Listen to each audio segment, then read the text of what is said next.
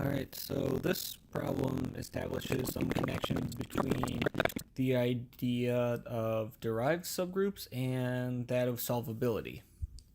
So here we first need to prove some facts about G prime, this derived series. So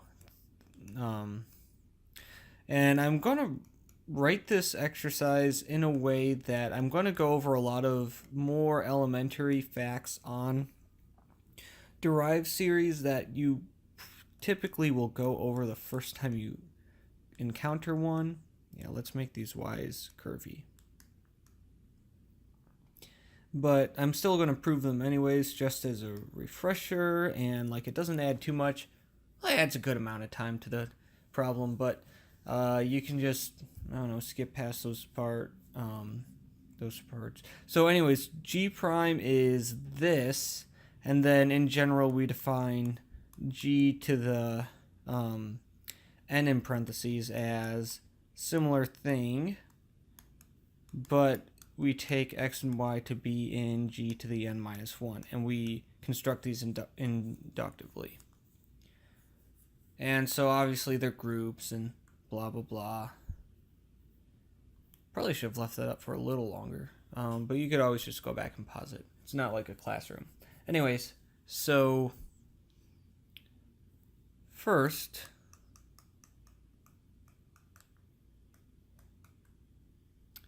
let's see here. I'm just because it's so quick to prove, I'm just going to start the proof and then end with the proof in the same sentence. If H is in G prime and G is in G, then GHG inverse. So obviously we're dealing with normality here, and so we just add the H inverse H at the end. And so let's see here, this is going to be in, well, the thing on the left is going to be in G prime because it's of the form GHG inverse H inverse, where both these things are in G, because H is in G because G prime is a subgroup of G. So so this is in G prime times G prime because obviously H is in G prime, and this is a subgroup, so you multiply it by itself and you, well, I guess it's technically a subgroup, but yeah, whatever. And so G prime is normal in G. This also implies that G mod G prime is a group, but it turns out to be a special kind of group. So let X G prime and Y G prime be in G mod G prime. I don't know why I used H and G in here and now I'm going back to X and Y's. Probably not great notation. Yeah, this was a mod. Then obviously XY X inverse Y inverse is in G prime. So XY X inverse Y inverse G prime is equal to G prime because it's an element of that coset. So XY G prime equals YX G prime. So then if we consider multiplication in this multiplication in G prime mod G, we have X G prime Y G prime equals Y G prime X G prime, and thus G prime mod G is abelian.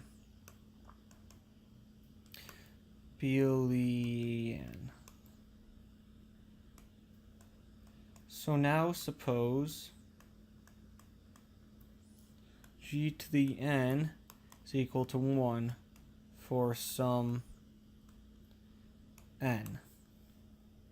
Okay, well fine, n greater than or equal to 0. then so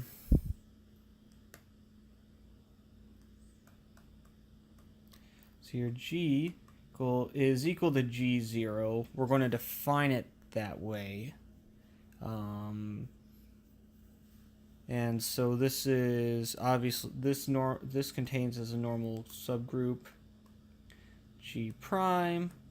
Then we keep going all the way to Gn, which is equal to 1. So this we know that these inclusions are normal because we prove that G prime is a normal subgroup of G. And so now when you go down, when you look at G prime, G to the 2 in parentheses is just the derived subgroup of G prime, and so you have normality there, and it just keeps going inductively. And so that we know that this is a normal tower, and we also know that if you mod out the group by its derived subgroup, then you get an abelian group. And so this is a normal tower, and okay, fine, let's write it. Then it is okay, let's call it a filtration, because it's easier to write and it sounds cooler. So it's a filtration with abelian graded pieces. So what do we call that? What does that mean if we have that the graded pieces that we have? So we have a, let's see here. So we have this filtration. We have an abelian filtration.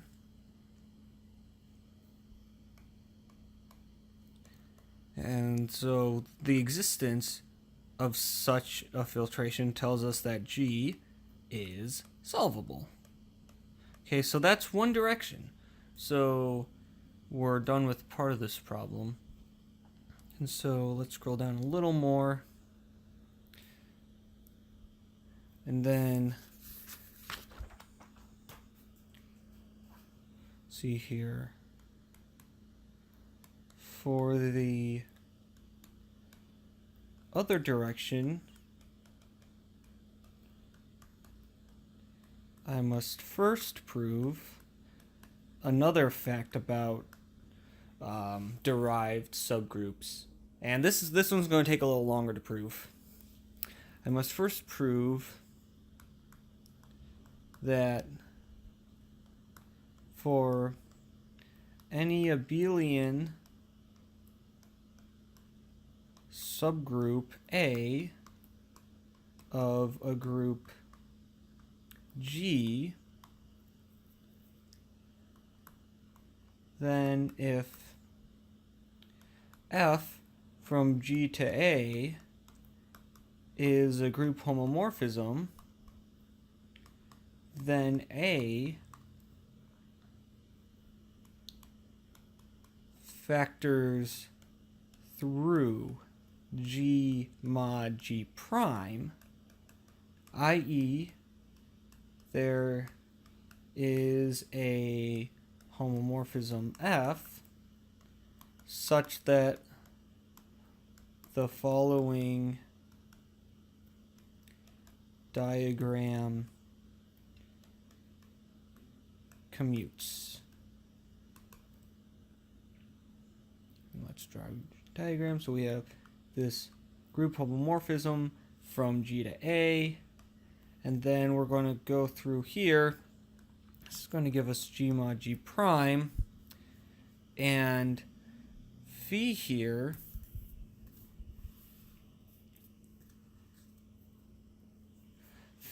is going to be the natural homomorphism which sends any element of G to the left coset of the derived group. And then this is going to give us this map F here. And we want to prove that F is a homomorphism and that this diagram commutes. So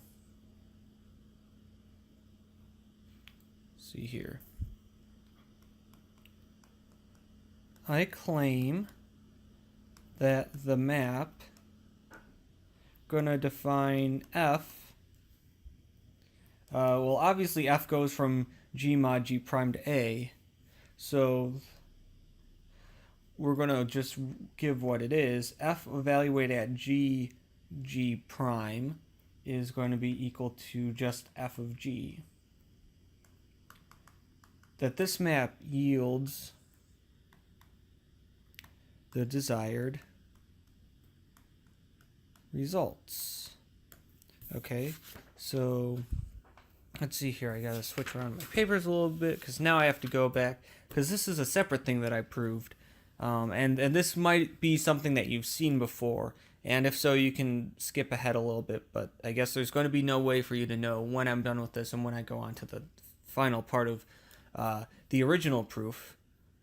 And so, anyways, so let's get started. So we must first prove. I'm going to leave you at a cliffhanger here while I scroll down.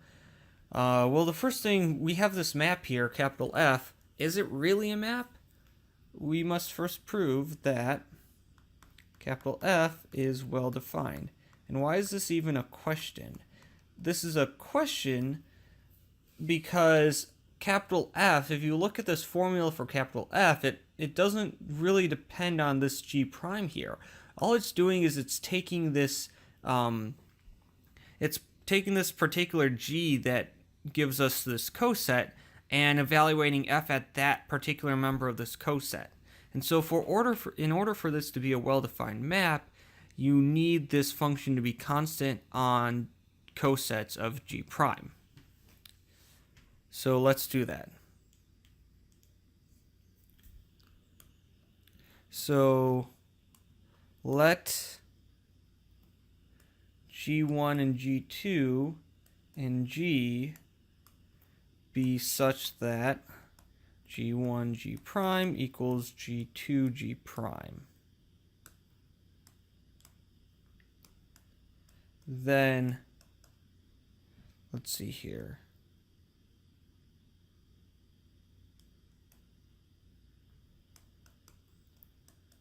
I claim that f of G1 G prime equals f of G2 G prime. It suffices to prove that f of G1 equals f of G2. So we're actually going to find out facts not just about capital F, but really about little f here. And these are going to be facts that are forced upon F, given the fact that it's a morphism that's mapping into an abelian group. So let's see here.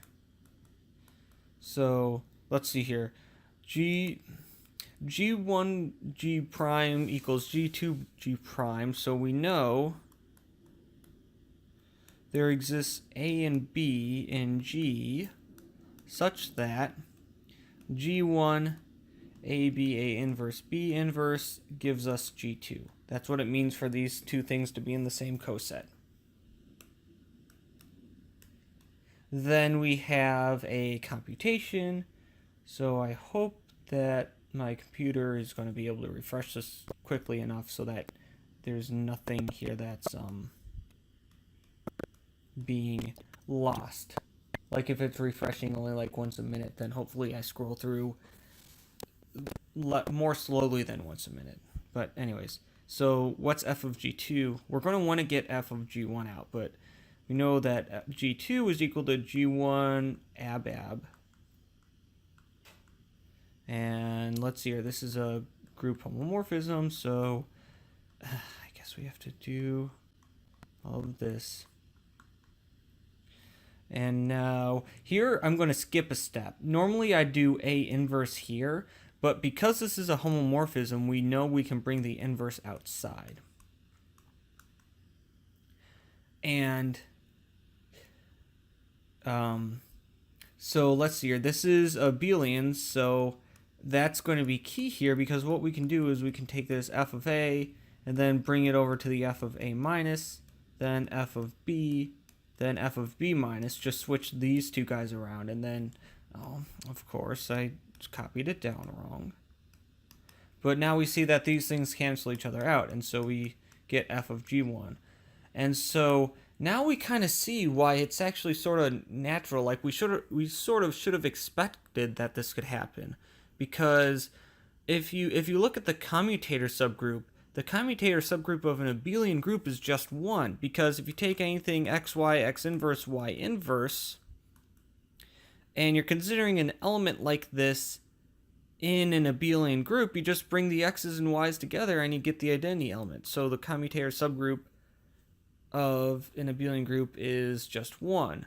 And so if you're taking a group and mapping it into an abelian group, then once you map it in there, if you're multiplying by something of the form ABA inverse B inverse, then that's going to let you cancel that out. And so anyways, this all works out very nicely. So thus, capital F is well-defined. Now, I'm still not quite sure if well-defined, if you need a hyphen between well and defined. Okay, so now to prove F is a homomorphism of groups, obviously, but G1G prime, G2G prime, be elements of G mod G prime. Then we're going to use, we know that little f is a group homomorphism, and we're going to use that here. Oh, did I adjust the size of everything? Okay, hopefully that's fine. Okay, so we take these two things. So what we want to do is we want to pass to little f and use the fact that little f is a group homomorphism. But anyway, so we're multiplying G1, G prime, and G2, G prime. We're multiplying these two together in the in this quotient group, and so we know what that means. That means that we just bring the G1 and the G2 together.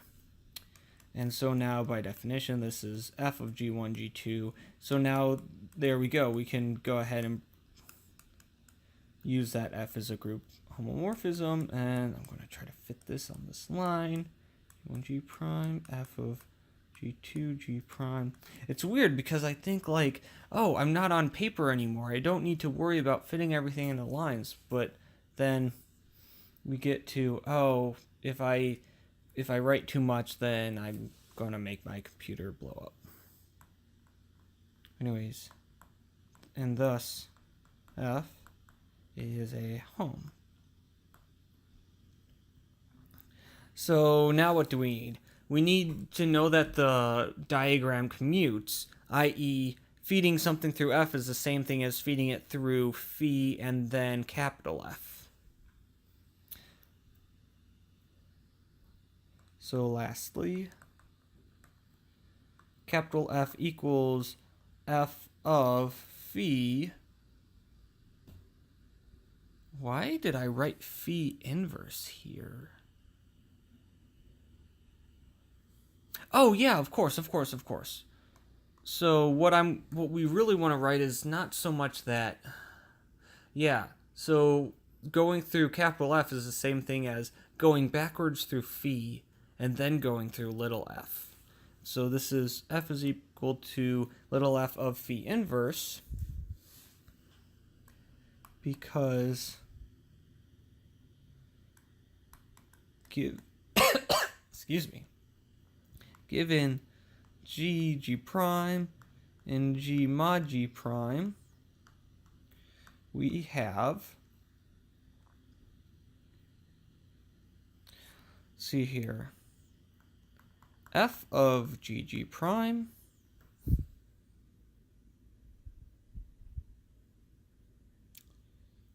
Right. Yeah, okay, so f of GG prime is going to be equal to, let's see here, does this make sense? So what is this? This is f of g. And then we know g is just f of phi inverse g prime. Right, and this is precisely because if we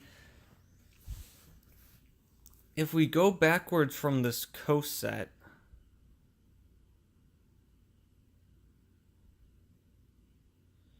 yeah, I'm not sure if I wrote this very well.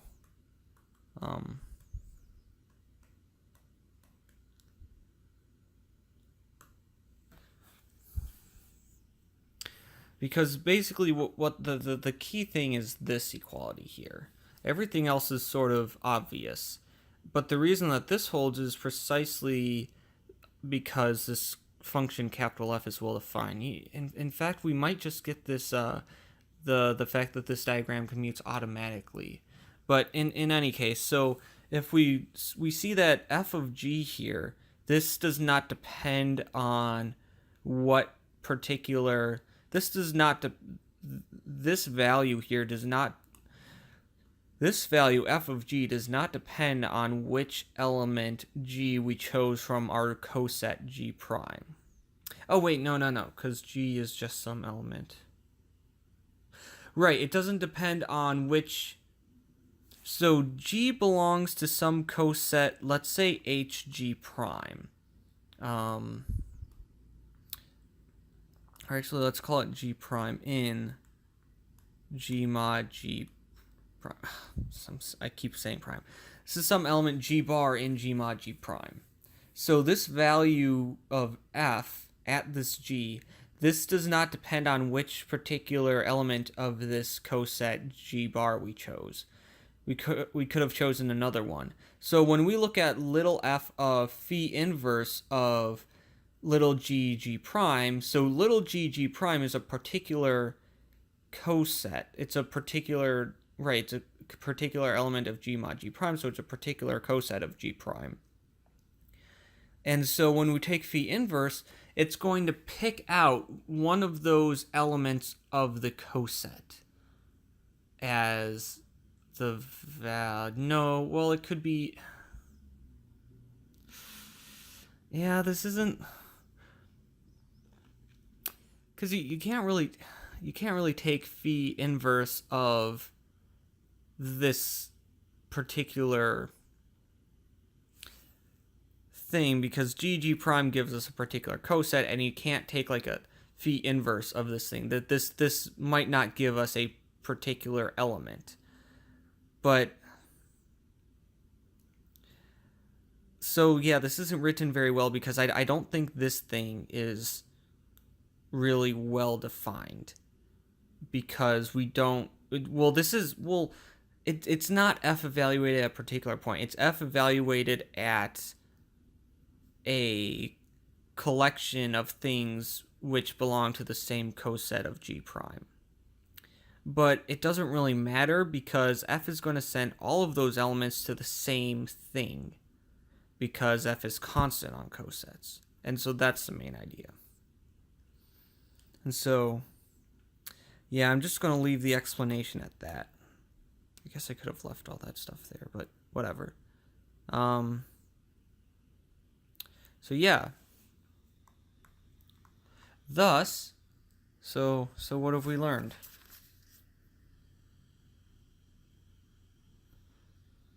Thus, any or let's say hence, because hence usually means that you're like, you just got to like a really big important point. And so we did.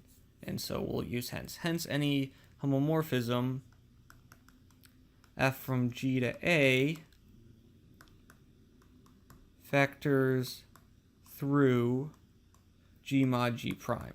This is obviously provided that a is an abelian group. And so there we go. That finishes something that we needed in order to finish our proof. So I'm going to scroll down a little bit more. So finally, switch around my papers again.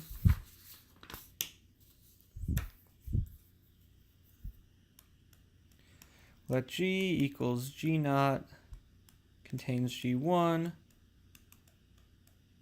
all the way down to Gn equals 1. Let this be an abelian filtration. I guess technically what we should have said was, finally, suppose that G is solvable. That means that G has an abelian filtration. So let this, let's choose some abelian filtration, and this is one of them. So anyways, now I claim that Gi contains the ith derived subgroup of G. We prove this by induction. First, G is obviously equal to G0 is equal to G0. By the way, I'm not going to include the parentheses there because I don't include it for 1, but I'm... Yeah, it's like the notation for derivatives. Although I'm not quite sure if this is actually related to derivatives at all. If it is, then it's probably some very, very deep result, and it's very abstract and something like that. Okay, so that's that. For I equals 1, let's see here. For I equals 1, G0 mod G1 is abelian. So it factors through G.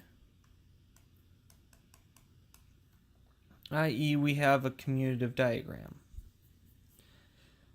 We have G, this goes by phi1 to G mod G1, but this will factor through G mod G prime.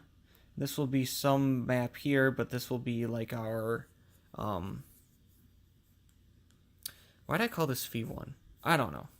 But there's some maps that make these commute. And so i.e. this commutes. Thus, well, this tells us that G prime is contained here. We will call this phi1 because what we conclude is that G prime is contained in the kernel of phi1. But what is the kernel of phi1? This is just going to be G1. Oh, yeah. Right. So okay, so this is G0 mod G1, and this phi1, this is actually the natural homomorphism. Let's make that G, just because on the left here we have G, so we want to be consistent. So anyways, what we're doing is this phi1, this is the map that sends G, that this will, here, so I'm going to call it G phi1, it's going to send an element of G to G times G sub 1. So it's going to send it to this particular coset of G1. But this is going to commute through G mod G prime, which means that G prime must be contained in the kernel of phi1. And that is because... Yeah, I'm not quite sure why I'm blanking so much on this, but I think it's pretty clear from here, or it should be pretty obvious that the fact that this diagram commutes, and this is just the map that sends G to G mod G1, gives us that G prime is contained in the kernel of phi1, which is equal to G1. Obviously, the kernel of phi1 is precisely G1 because we're just modding out by it. And so, yeah, I guess if you were, like, if G prime, obviously G prime is, like, G prime couldn't be bigger, because then you would be modding out by more, yeah. Yeah, the fact that it factors through, oh, also I had an issue here. But for whatever reason, I'm blanking on this. But this is the correct reasoning. And maybe if you actually understand better what's going on, then it should be clearer. But so we have G prime is contained in this kernel, which is equal to G1. So now suppose, and from here, it's pretty much we just the induction step is pretty simple. So if Gi is contained in the ith derived subgroup, then Gi mod Gi plus 1 is Abelian. So it factors through Gi mod G.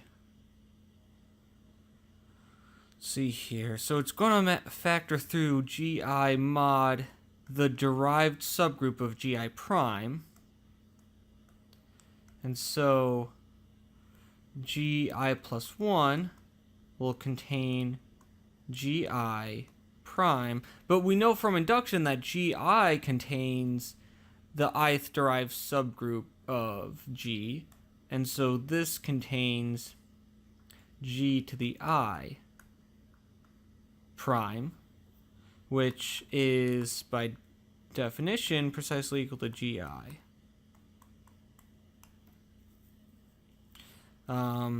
This completes the induction proof, and thus Gn is contained in Gn, which is equal to 1. And so then there is a n large enough such that the nth derived group of G equals 1. Now, it might happen before we get to n, but we know that by the time we get to n, since the nth derived subgroup of G has to be contained in just the trivial subgroup, then we know it's going to happen by this point.